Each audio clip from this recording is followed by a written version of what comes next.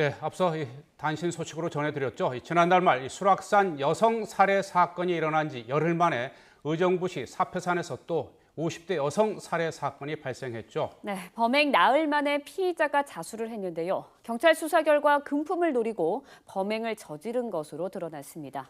네, 이 수락산 살인 사건과 닮은 점이 무척 많습니다. 이웅혁 건국대 경찰학과 교수와 함께 이 사패산 사건 소식을 비롯해서 이 주요 사건 사고 소식 자세히 짚어보도록 하겠습니다. 이 교수님 어서 오십시오. 네, 안녕하십니까. 네, 이 사패산 여성 이 살해 사건 오늘 오전에 경찰이 수사 결과를 발표를 했죠. 네, 그렇습니다. 뭐 중점 내용이 어떤 겁니까? 먼저 그 살해 방법에 관한 그 내용을 발표를 했습니다. 즉 그 목을 뒤에서 이제 압박을 하면서 네. 그 저항을 하다 보니까 이제 후두부를 이제 폭행을 했다라고 하는 것 사실. 그리고 이제 그 자수를 했기 때문에 정말 진정한 범인이 맞는가를 이제 확인하기 위해서 이 사체에 남아 있던 이 피의자의 그 DNA와 네. 이 자수한 사람이 그 일치를 한다. 그래서 이제 이 사람이 그 범인이 맞다라고 하는 사실을 밝혔고요. 네. 그리고 그 자수를 하게 된 그 동기 자체는 경찰 수사의 압박감을 그 본인이 갖고 있던 그 핸드폰 등을 통해서 언론을 통해서 알게 되었기 때문에 네. 상당 부분 수사가 다가오는 것에 대한 압박감을 느꼈다고 하는 사실. 네. 그리고 지금 언론에 알려진 그 소위 말해서 돗자리에서 발견되었던 그 채모가 네. 네. 사실은 이제 그 음모가 아니고 그냥 머리카락이었다. 네. 그리고 이것은 사실은 그 다른 사람 것이었다라고 했기 때문에 그 성폭행의 가능성은 상당히 일단은 적지 않은 것인가 이렇게 판단하고 있는 것 같습니다. 네. 네. 그래서 어쨌든 그 요약을 한다고 하면 강도 살인 목적으로 이 범행을 했고 이 당일 약 5시간 전에 미리 그 입산을 해서 네. 소주 한 병을 마신 상태에서 범행을 했다. 그리고 상당 부분 이제 많은 관심을 일으켰던 바지 부위가 이렇게 내려간 것은 범행의 진술에 의하면 네. 자신을 계속 쫓아오는 것을 막기 위해서 일부러 바지를 내렸다라고 하는 내용이 브리핑의 주요 요점이었습니다. 네, 그런데요. 피의자가 금품을 노리고 범행을 저질렀다고 합니다. 근데 빼앗은 돈이 15,000원이에요. 15,000원 때문에 이런 범행을 저질렀다고 보기에는 좀 안타까운 점이 많은 것 같은데. 네, 어떠십니까? 뭐 일견 좀 이해하기 어려울 수 있지만 네. 이 용의자의 그 2개월간의 그 행적을 본다고 한다면 2개월 동안 그 만화방에서 생활한 것으로 알려져 있습니다. 근데 그 전에는 이제 일용직 이제 건설 노동 업무를 했었는데 만화방에서 그 하루 돈을 내야 되는 것이 이제 그 24,000원이었다고 하는 것이죠. 네. 근데 그 24,000원이 거의 다 이제 떨어졌고 그 당시에 이제 14,000원뿐이 이제 없었다고 얘기하는 것을 본다고 한다면 지금 그 돈이 이 소액이라고 하더라도 분명히 그 강취할 대상이 되지 않았던가 이렇게 생각할 수가 있을 것 같고요. 네. 그러니까 최근에 들어서는 소위 말해서 그 생활고로 인한 범죄도 사실 그 빈발하고 있습니다. 그 예를 들면 절도 같은 경우에도 5만 원 정도의 소액임에도 불구하고 여러 가지 형태의 절대가 많이 그 생기고 있고 또 그 얼마 전에 발생했던 사건이지만 그 아파트 주차장에서 강도를 착수를 했었는데 완전 성공을 못했습니다. 왜냐하면 그동안 잘 먹지를 못해갖고 완전히 제압하기도 어려웠다. 뭐 이런 그 측면에서 본다라고 한다면 이 용의자의 얘기가 정말 사실이라고 한다면 생활고적 측면이 그 노정된 어떻게 본다면 상당히 더 심각한 상태의 그 범죄 모습이 아닌가 저는 그렇게 평가하고 있습니다. 네. 앞서 이 교수께서 이제 언급을 해 주셨듯이 이 사패산에서 이제 피해자 숨진 채 발견이 됐는데 당시에 이제 하의가 벗겨진 채 발견이 됐기 때문에 성폭행 피해를 당했을 가능성이 제기됐는데 이 피의자 정모 씨가 쫓아오지 못하게 하려고 뭐 하의를 일부러 벗겨놨다. 그래서 지금 성폭행 가능성은 지금 경찰도 인정하지 않고 있는 거죠? 네, 그렇긴 한데 이 피의자의 말에만 뭐 전적으로 의지해서는 안 될 것 같습니다. 네. 그 예를 들면 과거 그 제주도 올레길에서 발생했던 그 살인 사건에 있어서도 네. 처음에는 성폭행 목적을 부인을 했었습니다. 네. 그런데 그 정황 증거와 그 계속 압박적인 수사를 통해서 사실은 이제 그 여성을 미리 표적을 삼아서 계속 추적을 하고 네. 어느 그 상황에서 사실 그 성폭행에 관한 그 시도가 분명히 그 있었다고 얘기를 하기 때문에 네. 이번 사건에서도 강도 목적 이외에 성폭행 목적의 가능성도 배제할 수는 없기 때문에 네. 이 부분에 대한 보강 수사, 그 추가 수사도 분명히 초점이 맞춰져야 되지 않나 생각됩니다. 네, 저희가 뭐 앞서서도 말씀드렸지만 이번 사건 수락산 살인 사건과 굉장히 유사한 점이 많습니다. 좀 짚어주시죠. 그 먼저 그 발생 장소를 그 보면 소위 말해서 그 등산 등산로라고 하는 곳이죠. 네. 그것도 이제 그 수도권에서 바로 인접해 있는 늘 사람들이 거의 뭐 생활하는 7km 정도밖에 떨어져 있지 않지 않습니까? 사패산하고 수락산이. 그렇죠. 뭐 네. 일상 공간 우리가 그 힐링할 수 있는 일상 네. 공간에서 발생했다. 즉 등산로에서 발생했다라고 하는 점이 그 똑같은 점이고요. 네. 그리고 피해자적 측면에서 본다라고 한다면 여성이었고 네. 또 홀로 산에 오르는 상당히 그 물리적으로 제압하기 용이한 표적을 삼았다고 하는 점에서도 똑같은 점이라고 할 수가 있고 가해자적 측면에서 봐도 상당히 그 유사한 면이 있다라고 봐야 될 것 같습니다. 왜냐하면 그 하루 전에 또는 수시간 전에 미리 입산을 해서 음주를 하고 있었다라고 하는 이와 같은 점도 네. 이 두 사건이 상당히 그 동일하고 특히 그 자수라고 하는 그 측면도 사실은 이제 그 수락산에서도 불과 13시간 만에 자수를 했다. 네. 그리고 그 자수의 그 이유 자체가 사실은 도주하는데 그 많은 한계를 느꼈다. 그런데 그 얘기는 결국은 도주하려면 돈도 있어야 되고 누가 이렇게 지원을 해줘야 되는데 뭐 그것이 네. 없었다고 하는 점. 이번 사건에서도 불과 하루 짧은 시간 안에 그 네. 자수를 했다고 하는 점도 그 동일한 공통점으로 봐야 될 것 같고요. 네. 또 어쨌든 그 경찰의 그 공식적인 결론은 강도 살인이었다. 이것도 사실은 똑같은 점으로 봐야 될 것 같고, 네. 다만 이제 과연 그 동기가 범인들이 얘기하는 것이 맞느냐 이 부분에 있어서 좀 의아스럽다고 하는 점도 동일하지 않는가 생각됩니다. 네. 수락산 사건도 강도 살인으로 판단을 하긴 했지만 이 용의자의 진술에 의하면 화가 났다라고 하는 그래서 또 다른 목적이 있느냐 소위 말해서 묻지마시기 아니냐라고 하는 추가 범행의 의혹. 이번 사건에서도 강도 살인의 모습이 있긴 하지만 네. 정말 강도 살인인지 아니면 또 다른 이를테면 아까 우리가 말씀 나눈 것처럼 성폭행의 추가적 범행 동기도 있지 않는가, 즉 추가적 범행 동기의 가능성, 이 점도 공통점이 아닌가 생각이 됩니다. 네. 이 열흘 사이를 두고 잇따라 일어난 이 사패산 살인 사건과 이 수락산 이 살해 사건, 앞서 비슷한 점을 우리 이 교수께서 이제 자세히 짚어주셨는데 네. 이게 보통 시민들이 가깝게 갈 수 있는 등산로 주변에서 이런 끔찍한 살해 사건이 일어났는데 어떻게 자칫 이게 목격자들한테도 들킬 수도 있고요. 사람들이 자주 왕래하는 곳인데 이게 이렇게 등산로를 범행 장소로 이 범인들이 이렇게 잡은 이유. 더더군다나 이 열흘 전에 비슷한 등산로 살해 사건이 있었는데 이번에 피의자 정모 씨가 열흘 만에 또다시 이런 등산로 입구 주변에서 이렇게 살해 사건을 한 것, 이런 점을 어떻게 봐야 할까요? 뭐 등산로라고 하는 것은 이제 그 범행자의 시각에서 보면 상당히 범행 기회가 아주 그 유리하게 형성되어 있는 것이죠. 그 왜냐하면 상당히 그 폐쇄적인 이와 같은 구석도 있고 또 그 조했을 당시에 1인을 표적으로 한다고 한다면 더군다나 그 물리적으로 약한 사람 같은 경우에는 충분히 그 제압할 수 있는 가능성이 있는 것이죠. 그것은 뭐냐면 제3자가 이렇게 목격할 수 있는 상황도 좋고 뭐 그렇다고 해서 이 산속에 CCTV가 뭐 있지도 않기 때문에 범행자의 입장에서 상당히 유리한 그와 같은 환경이다. 뭐 이와 같은 점을 꼽을 수 있을 것 같고요. 네.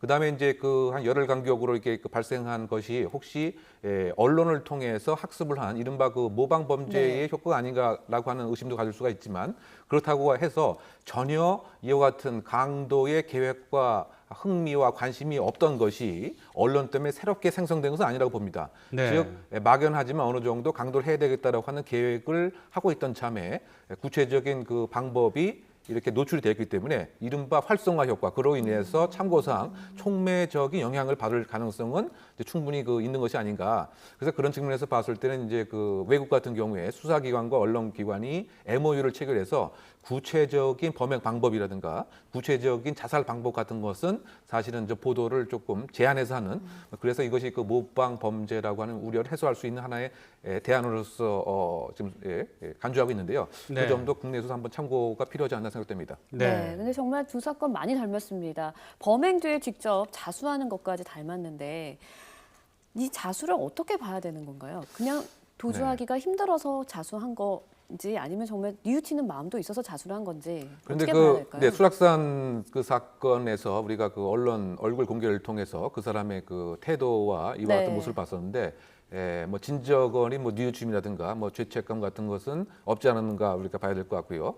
그리고 이제 수락산 그 피의자 같은 경우에 사실은 도주를 하는데 많은 부담감을 느꼈다. 이제 그 얘기는 그래서 그 어떤 측면에서는 그 당시에 이런 시각도 있었죠. 차라리 교도소 가는 것이 더 생활하기 편하다. 왜냐하면 잠잘 공간도 있고 또 그 음식도 제대로 그 나오고 네. 그런 것이 아니냐라고 하는 의심이 상당 부분 있었단 말이죠. 네. 그리고 그 이번 사건도 아까 말씀 나눈 것처럼 진술의 얘기가 네. 사실이라고 한다면 14,000원대이라고 했을 때는 정말 그 생활고와 현실에서 생활하는 것이 어렵다라고 하는 상당히 그 씁쓸한 한 단면이 아닌가. 그러니까 이게 극악스러운 범죄보다도 우리 사회 전체에 어쨌든 일자리 한계라든가 뭐 경제적 불황 이것도 숨겨진 범죄의 원인이 아닌가 그렇게 볼 수가 있다고 네. 보입니다. 네. 어떻게 보면 참으로 이게 뭐 이 자수한 동기를 이제 앞으로 더 정확하게 이제 수사 과정에서 밝혀지겠지만 어떻게 보면 어떤 여러 가지 사회적인 문제가 복합적으로 범죄를 네. 저지르고 정말 교도소에 장기 수감되고 싶어서 이런 또 정말 끔찍한 범죄를 저질렀을 수 있는데요. 문제는 또 열흘 전에 이 수락산 피의자인 수락산 살해 사건의 피의자인 김학봉 아까 화면으로 나갔지만 얼굴이 공개되지 않았습니까? 이번 이 사건의 이제 피의자인 정모 씨, 뭐 김학봉처럼 뭐 15년 살고 나온 이런 구속 수감한 전력은 없지만 그래도 정권이 있긴 한데 얼굴 공개가 될 가능성이 있겠습니까? 근데 그 부분이 이제 그 지금까지 경찰이 그 일정한 일관된 기준보다는 다소 이랬다 저랬다 하는 모습이라고 하는 비난과 비판이 좀 있었던 것 같습니다. 물론 이제 법에 의하면 네. 그 흉악범인 경우, 네. 예를 들면 이제 살인이라든가 이와 같은 경우, 또 범죄 혐의가 명백한 경우, 그리고 국민의 그 알 권리가 그 있었을 때 신중하게 얼굴을 공개할 수 있다 이렇게 되어 있습니다. 할 수 있다라고 하기 때문에 재량 행위인 것이죠. 그런데 지금까지 경찰 입장에서 예를 들면 피해자의 어떤 신상에 대한 무차별한 예를 들면 그 파헤치기에 대한 방지라든가 네. 또 피의자 가족이 2차, 3차 피해를 보지 않는 것이냐라고 네. 하는 우려 때문에 상당히 좀 제한적인 입장으로 발표를 했습니다. 그런데 그러다 보니까 어떨 땐 발표하고 어떨 때는 발표를 안 하는 것이기 때문에 기준이 뭐냐. 그래서 저는 뭐 개인적으로 저는 일관적으로 공개를 하는 것이 타당하지 않는가. 그래야 예를 들면 네. 여죄 수사도 사실 할 수가 있습니다. 네. 즉 저 사람한테 나도 사실은 이와 같은 범죄를 당했다라고 하는 그리고 그 일반적으로 그 정의감에 비추어서 너무 피의자 피고인의 인권이 네. 과잉적으로 지금 보호되는 것이 아니냐. 물론 이제 피의자의 가족이라든가 이런 문제는 별도의 대안으로서 해결돼야 될 것이 아닌가 생각됩니다. 네, 네. 알겠습니다. 이번에는요, 선마을 교사 성폭행 사건도 좀 짚어보도록 하겠습니다. 사건이 검찰로 넘어갔습니다. 앞으로 수사 방향이 어떻게 되는 건가요, 그러면? 그 핵심 그 상향은 지금 그 공모했느냐의 그 여부에 있어서 네. 구체적인 직접 증거를 많이 확보하는 것이 필요합니다. 물론 지금 경찰 수사에 의해서도 공모의 정황이 그 명확합니다만 네. 이것을 좀 더 그 검찰에서는 보강 수사를 통해서 밝힐 필요가 있고요. 네. 그리고 이와 같은 사건이 처음이었느냐 아니면 혹시 여죄의 가능성도 있느냐에 있어서 수사에 초점이 맞춰지지 않을까. 왜냐하면 지금 그 용의자 중에 한 명은 9년 전에 그 DNA라고 하는 증거에 의해서 다른 성폭행이 있었다고 하는 사실이 밝혀졌다고 한다면 김모 씨죠. 김모 네. 씨였죠. 그렇다고 본다면 또 다른 사건의 가능성도 있고 여죄의 가능성도 있고 혹시 이 3인이 네. 함께 지금과 비슷한 이른바 그 윤관 행위를 했었을 가능성도 있지 않느냐. 이와 같은 여죄 수사의 초점도 지금 맞춰주고 있지 않는가 보입니다. 네. 네. 이 피의자 세 사람 모두 지금 방금 말씀하신 것처럼 이제 검찰이 경찰 수사를 이제 이어받아서 사전에 범행을 공모했는지 여부를 이제 밝혀내는 게 굉장히 또 중요한 부분인데 강력히 지금 부인을 하고 있어요. 뭐 심지어는 뭐 술에 취해서 기억이 안 난다. 그리고 뭐 DNA 그런 증거까지 발견이 됐는데도 자기는 결코 성폭행을 하지 않았다. 이렇게 막 부인을 하고 있습니다. 이 증거를 어떻게 잡아내야 됩니까? 결국 이제 지금까지 뭐 증거도 어느 정도 뭐 충분할 정도는 된다고는 보입니다. 뭐 예를 들면 이제 함께 그 차량이 그 범행 장소에서 모였던 점, 그리고 그 범행 전후에서 전화 통화를 6차례 시도했다라고 네. 하는 점, 또 그 피해자의 진술에 의하면 그 예를 들면 빨리 나와라 하고 하는 얘기를 들었다고 하는 점, 이런 점은 분명히 이제 공모의 가능성이 있는데, 네. 근데 이보다 더 구체적으로 혹시 이제 뭐 카톡의 내용이라든가 뭐 문자 메시지를 뭐 복원할 수 네. 있다든가 또는 이와 같은 그 공모를 하는 이야기를 제3자가 전해 들었다라든가 뭐 이와 같은 것의 증거가 있다고 한다면 더 보강적으로 공모 여부를 입증할 수 있지 않을까 보입니다. 네, 그런데요, 성폭행을 공모했다, 안 했다, 이걸 이렇게 집중이 되는 이유는 아무래도 가중처벌과 관련이 있기 때문인 거죠? 그렇죠. 결국 이제 이게 합동으로 했다고 하는 것은 이제 특수강간 치상 해상 혐의를 분명하게 적용을 시킬 수가 있는 것이죠. 그렇다고 본다면 10년 이상의 그 유기징역 더불어서 무기징역까지도 사실은 이제 그 가능하기 때문에 네. 상당 부분 우리가 법 감정에도 네. 사실은 이제 합치할 수가 있고 정확한 실체를 발견할 수 있다고 하는 점에서 공무 여부가 지금 중요한 그 핵심 사항이 아닌가 보입니다. 네. 네. 자, 그리고 이 피의자 가족들이 이 세 명의 이 피의자들에 대해서 법원 측에 좀 또 이 수사하는 과정에서 좀 경감해달라고 탄원서를 제출해서 국민들의 공분을 더 지금 자아내고 있지 않습니까? 근데 보통 가족들은 이런 탄원서를 제출을 하는데 심지어 문제는 이제 마을 주민들의 서명까지 받아서 이런 탄원서를 제출했기 때문에 지금 더 문제가 되고 있는 것 아니겠습니까? 네, 뭐 그렇습니다. 사실은 뭐 가족 입장에서는 뭐 이런 뭐 그와 같은 뭐 행위를 할 수가 있다고 하지만 그런데 그 마을 주민들에게 이제 그와 같은 것을 요구하고 또 거기에 동의했다고 하는 것은 어떻게 본다면 이제 이 마을에 있어서의 어떤 갈등 상황 같은 것이 또 생길 수도 있고 네. 또 다른 것은 그렇다고 본다면 마을에서 이와 같은 끔찍한 행위를 용인하고 어느 정도 허용할 수 있다는 것이 아니냐라고 하는 이제 그 논란도 분명히 있기 때문에 왜냐하면 그 일부 그 주민들의 보도된 뭐 이야기에 의하면 이 여자 선생님에게 책임을 탓하는 것 같은 이와 같은 언급도 상당 부분 있었단 말이죠. 네. 그리고 이것이 그렇게 커다란 일은 아닌 것 같은 그 뉘앙스의 얘기. 그래서 네. 어떻게 본다면 이 마을 전체가 혹시 비공식 통제가 완전히 와해된 것은 아니냐. 네. 이와 같은 점에 있어서 논란이 분명히 있기 때문에 지금 이 탄원서가 이렇게 수집이 되고 제출된 것에 대해서 상당히 좀 비판적 시각이 있는 것이 아닌가 생각됩니다. 네, 그런데요, 탄원서가 형량을 줄이는데 정말로 도움이 되는 건가요? 그 점도 좀 궁금하거든요. 지금 뭐 수사 단계에서 그 네. 탄원서가 뭐 일정한 양형에 영향을 끼칠 수는 없는 것이죠. 그리고 이제 이 탄원서라고 하는 것이 예를 들면 이제 재판 단계에서 법정에 제출이 되게 되면 예. 이제 그 재판관이 이른바 그 장량 강경을 한다거나라고 하는데 뭐 참고 요소는 뭐 될지언정 이것이 어쨌든 구체적 영향을 끼치는 현재 상황은 아니라고 범위 타당하다고 생각됩니다. 네. 네. 이번 사건이 이제 신안군의 큰 섬에서 빚어졌는데 이 피해자의 이제 어떤 또 다른 이제 추가 피해도 당연히 걱정스럽지만 지금 뭐 신안군 그 사건이 일어난 지역의 주민들도 피해를 당하고 있다.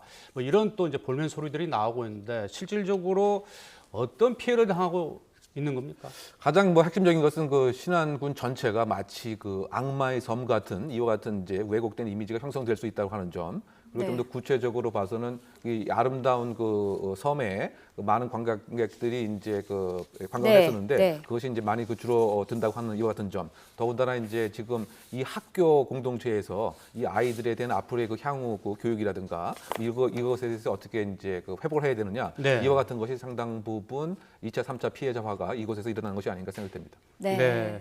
물론 뭐 그 해당 섬 주민들의 그 피해는 없어야 되겠죠. 하지만 이러한 정말 상상하기도 힘든 끔찍한 이런 범죄 다시는 일어나지 않도록 또 그 해당 지역 주민들도 좀 협조를 해야 되고 경각심을 가져야 될 것 같습니다. 네.